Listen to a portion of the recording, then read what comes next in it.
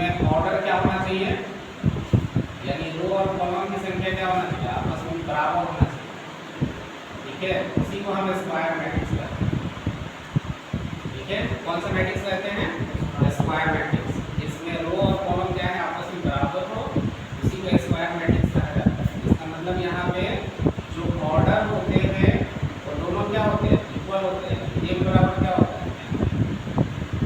ठीक है, उसके बाद से दूसरा कौन सा मैट्रिक्स बताया है, ये बताएगा दूसरा कौन मैट्रिक्स बताते हैं, बताए नहीं बताया, बताए थे एक रो मैट्रिक्स बताते हैं, काट दो नाम से ऐसे करते ना। एक बताया थे हॉरिजॉन्टल मैट्रिक्स। हॉरिजॉन्टल मैट्रिक्स का मतलब होता है कि अगर कोई मैट्रिक्स होता है उसमें रो की संख्या जो होती है वो कॉलम की संख्या से क्या होती है, कम होती है, यानी इसमें कॉलम ज़्यादा होता है। ये किस टाइप का मैट्रिक्स होता है, यानी इसमें रो जो होता है वो कॉलम से क्या होता है, कम होता है, इसको हम हॉरिजॉन्टल मैट्रिक्स कहते हैं। ठीक है, एक होता है वर्टिकल मैट्रिक्स। वर्टिकल मैट्रिक्स क्या होता है, उसमें रो की संख्या ज़्यादा होती है और कॉलम की संख्या क्या होती है, कम होती है, उसे वर्टिकल मैट्रिक्स कहते हैं। इसमें यहाँ पे क्या होता है, इसमें रो की संख्या कम होती है, यानी इस टाइप का होता है, और इसमें रो की संख्या क्या होती है, ज़्यादा होती है, यानी ये होता है m ग्रेटर देन n और ये होता है m लेस देन n, इस टाइप का होता है। तो इसको हम बोलते हैं स्क्वायर मैट्रिक्स, इसको बोलते हैं हॉरिजॉन्टल मैट्रिक्स और इसको बोलते हैं वर्टिकल मैट्रिक्स। ठीक है, ये तीन तरह का मैट्रिक्स हमने बताया। ठीक है, चौथा मैट्रिक्स अभी बताया है। चौथा मैट्रिक्स क्या होता है, रो मैट्रिक्स। रो मैट्रिक्स बताया थे अभी।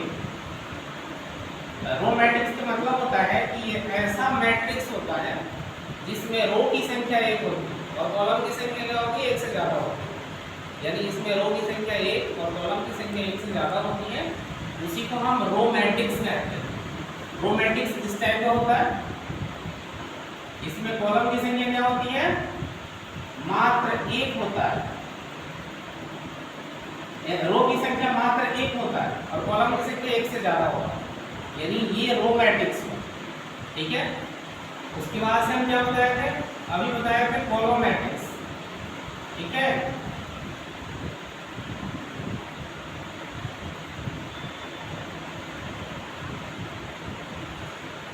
इसमें क्या होता है, इसमें कॉलम की संख्या एक होती है और रो की संख्या एक से ज्यादा होती है, ये इस टाइप का मैट्रिक्स होता है। यानी इसमें क्या होता है, रो जो होता है वो ज्यादा होता है और कॉलम की संख्या क्या होती है, मात्र एक होता है। सिंपल सी डिफिनेशन है, इसमें रो की संख्या क्या होती है, एक होती है। ठीक है, यानी जिस मैट्रिक्स में रो की संख्या एक हो उसे हम रो मैट्रिक्स कहते हैं और जिस मैट्रिक्स में कॉलम की संख्या एक हो उसे कॉलम मैट्रिक्स कहते हैं। ये चार तरह का मैट्रिक्स हो गया, ये पांचवा ये हो गया तुम्हारा। उसके बाद से हम बताए थे छठा क्या बताए थे यहाँ पे, ये बताया है शून्य मैट्रिक्स या नॉन मैट्रिक्स भी इसे कहा जाता है। यानी जिस मैट्रिक्स में क्या होते हैं, सारे एलिमेंट जो शून्य होते हैं, जीरो होते हैं, उसे शून्य मैट्रिक्स कहते हैं। ठीक है, ऐसी ये कौन सी मैट्रिक्स है, शून्य मैट्रिक्स। समझ में आया? तो ये हो गया तुम्हारा शून्य मैट्रिक्स हो गया। अब यहाँ पे डायगोनल क्या होते हैं, लेकिन डायगोनल होता है यानी मुख्य विकर्ण किसे कहते हैं।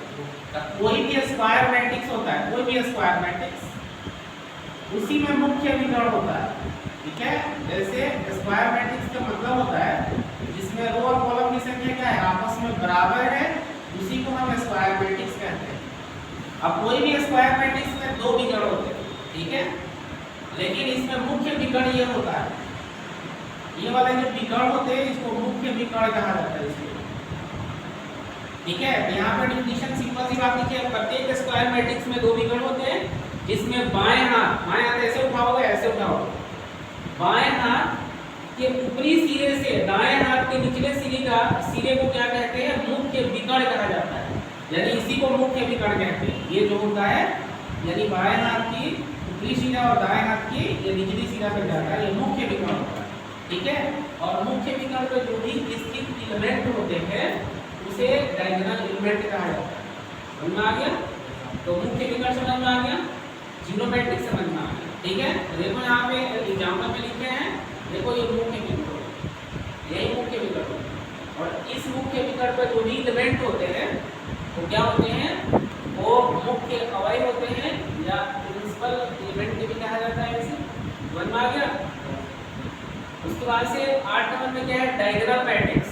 डायगोनल मैट्रिक्स का मतलब होता है क्या है, विकर्ण अवयव, यानी जिस स्क्वायर मैट्रिक्स में मुख्य विकर्ण पर स्थित सभी एलिमेंट को छोड़कर, ठीक है, यानी मुख्य विकर्ण पर स्थित सभी अवयव को छोड़कर शेष सभी अवयव क्या होते हैं, अगर शून्य होते हैं तो उसे हम बोलते हैं, क्या बोलते हैं, डायगोनल मैट्रिक्स। इसका मतलब क्या होता है कि मुख्य विकर्ण पर जो भी एलिमेंट है उसको छोड़कर शेष एलिमेंट अगर शून्य हो जाते हैं तो इस मैट्रिक्स को हम क्या कहते हैं, डायगोनल मैट्रिक्स कहते हैं। ये कौन सा मैट्रिक्स है, देखो ये मुख्य विकर्ण पर स्थित जितने भी एलिमेंट है वो शून्य नहीं है ना, ठीक है, बाकी एलिमेंट शून्य होते हैं, लेकिन मुख्य विकर्ण पर स्थित सारे एलिमेंट क्या होते हैं, वो शून्य नहीं होते हैं।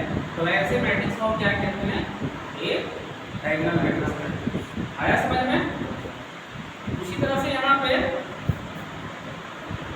अभी यहाँ पे स्केलर मैट्रिक्स लिखवा है, ठीक है। इसका मतलब होता है कि जिस स्क्वायर मैट्रिक्स का मुख्य विकर्ण पर स्थित सभी एलिमेंट क्या होना चाहिए, सेम होना चाहिए, इक्वल होना चाहिए, ठीक है। जैसे मान लो कि यहाँ पे कोई स्क्वायर मैट्रिक्स हम ले लिए, ठीक है, तो इसमें होता है कि जिस स्क्वायर मैट्रिक्स में प्रिंसिपल डायगोनल के पर स्थित सभी एलिमेंट क्या होते हैं, इक्वल होते हैं, यानी बराबर होते हैं, और शेष एलिमेंट अगर शून्य होते हैं तो उसे कौन से मैट्रिक्स कहा जाता है, स्केलर मैट्रिक्स कहा जाता है, ठीक है। यही है, ऐसे होता है, जैसे मान लो कि यहाँ पे हम लिख दिए ऐसे, मुख्य विकर्ण पर स्थित एलिमेंट क्या होना चाहिए, वो बराबर होना चाहिए, इक्वल होना चाहिए।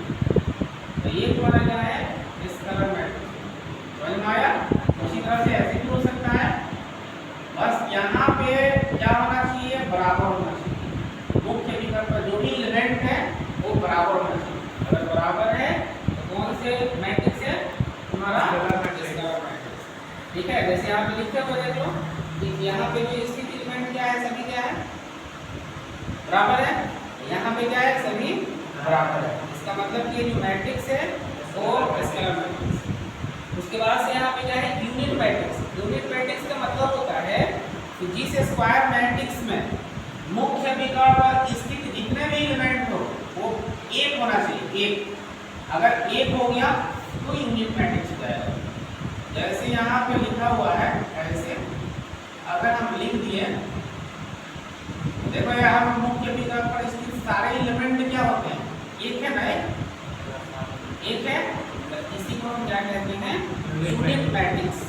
यूनिट मैट्रिक्स को किससे सूचित करते हैं, आई एन से सूचित करते हैं। यहाँ पे एन क्या करता है, इस मैट्रिक्स के ऑर्डर को बताता है, ठीक है। जैसे 3/3 ऑर्डर का यूनिट मैट्रिक्स क्या होता है, 3/3 ऑर्डर का यूनिट मैट्रिक्स होता है, और यहाँ पर होगा 1 0 0 0 1 0 0 0 1। इस तरह से क्या है, ये 3/3 ऑर्डर का यूनिट मैट्रिक्स होता है। समझ में?